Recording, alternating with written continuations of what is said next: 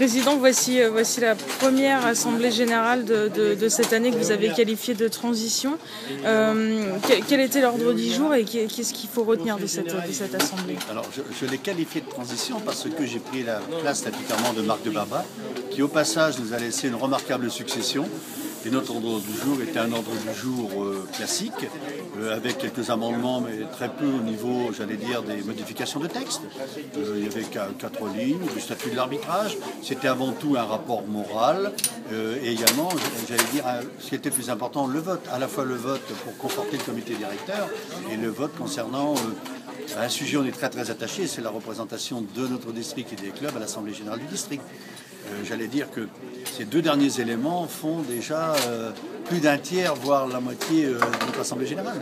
Oui, il y avait quand même un autre point important, c'était la réélection, enfin l'élection du président.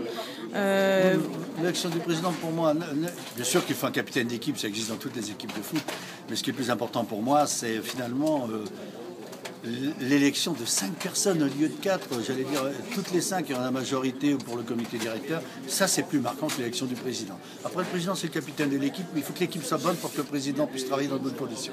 Alors justement, pour finir, quel est le plan d'action pour ces 3 années à venir de cette équipe? Complètement le plan d'action qui a été impulsé par Marc de Barba, j'allais dire, lors de son élection, l'année dernière, avant de partir pour la Ligue.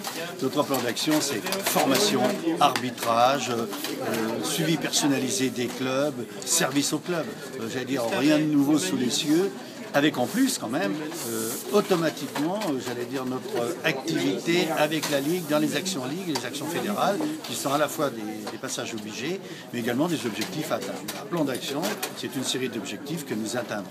Mais c'est dans la lignée de ce qu'avait impulsé Marc de Barba lors de son premier mois de présidence du district. Vous avez quand même garanti au club qu'il n'y aura pas d'augmentation.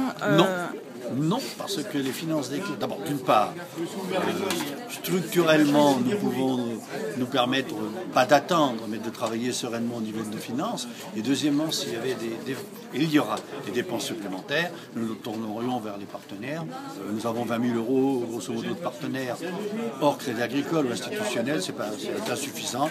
Ça serait bien de doubler et à partir de là, on n'a pas de problème sur le plan financier. Je crois qu'on ne peut pas demander aux clubs qui ont eux-mêmes des difficultés au niveau de leur budget. D'accord, merci.